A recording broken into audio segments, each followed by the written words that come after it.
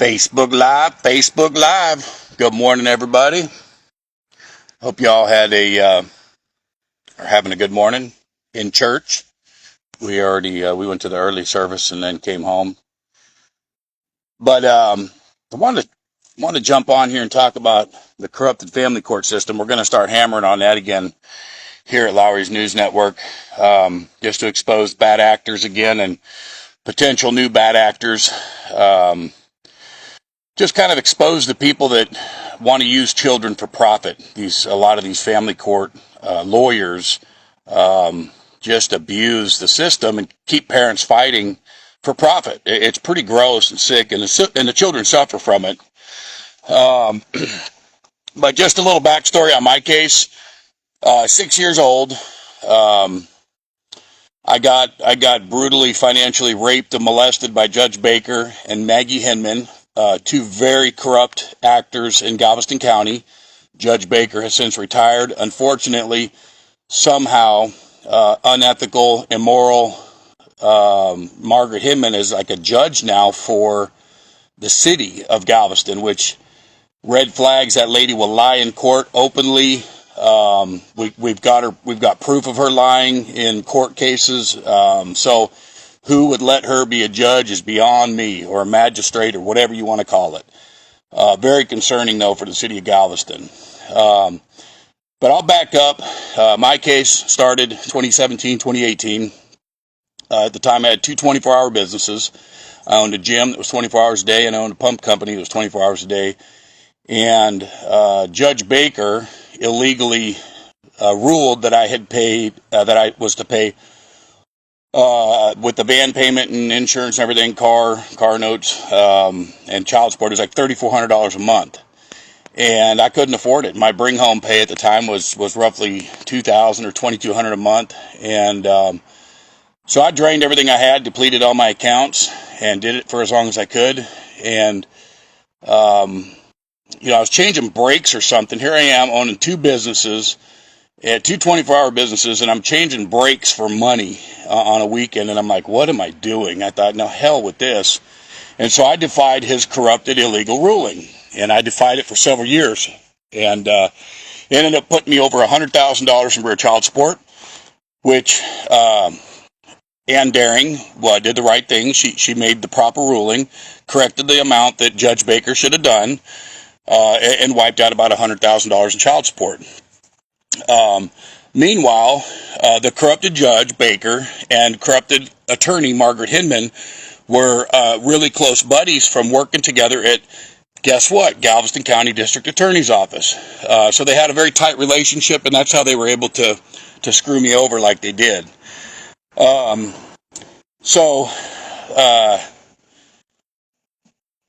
Fast forward a little bit, I was watching Facebook, and I seen some videos of a reporter just brutally spanking these judges and politicians, and I'm like, my gosh, this guy's got the biggest balls I've ever seen on anybody. And it was Wayne Dolcefino. And so I reached out to him and explained to him what was going on, and I think he asked for transcripts or something, and I don't remember if it was him or one of the people in his office. He said, my gosh, what'd you do, sleep with this guy's wife or something? And I'm like, no, I didn't know this judge. And so he did what he does, and he dug up some dirt, and that was that. And but I was at that point, I was at a loss. I was looking at, I went back to court, so let me back up a little bit more. I went back to court, and at the time, I had about $50,000 a month in pump payments. And so I had about $14,000 in my account. I went back to court, and Judge Baker said, how much money do you have in your account? I think it was $14,000. I said, I got about $14,000. And I said, it's for pump payments, and it's in my business account. It's not my personal account. And he gave me 24 hours to drain that account and give it to my ex. And that's when I was like, this is it. I've had it. I'm done. I'm not playing with this corrupted judge. I'm not going to obey his illegal rulings. And that's when I'm like, hell with it. We'll fight. Lock me up. Do whatever you got to do. But I will not obey a tyrant. And so I didn't. And But I'm on the verge of bankruptcy at the time. I've met with several lawyers for bankruptcy, and this is about 5 years ago, 4 or 5 years ago, and I ended up. I was at a loss. I was near bankrupt. I didn't have any money. Wayne was helping me, and I said, Wayne, I don't know what to do. I need an attorney. He gave me the name of 2 lawyers, and a female up in Houston, and a male, and both of them were $25,000 retainer. And so I called Wayne back. I said, man, these way out of my league. I don't know what kind of friends you have, but these guys are way out of my price range. And I don't even think I had $2,500 on me at the time. And but thank God for John LeGrapp. I met him. That was a lawyer that was referred by Wayne.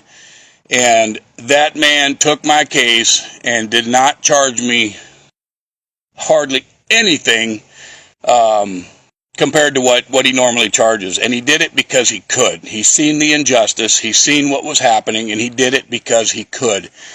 And I've seen some of the cases that he does, and I mean, he does some extremely high-profile cases. But, you know, he came over. He wanted to know where I lived, so he came to my house. And this dude drives a frickin' probably $100,000 BMW, and he's all, I mean, the guy don't need money, I can tell you that. But he came in my house, and he said, so this is it? And I said, this is it. What? He said, this is your house? And I said, yeah, this is it. Little old 1,300 square foot house in Lamarck, Texas. And he goes, my gosh, I thought you were a billionaire or something the way they were dragging you over to Kohl's. But he did it for the right reasons. He did it to help the children, to restore the children with their father, in which he did. We won in court. But the games for my ex have never stopped. And now she's got a new lawyer. And guess what? She used to be a magistrate in Galveston County, an associate judge in Galveston County, and worked with the DA. Imagine that. Is it concerning? Absolutely.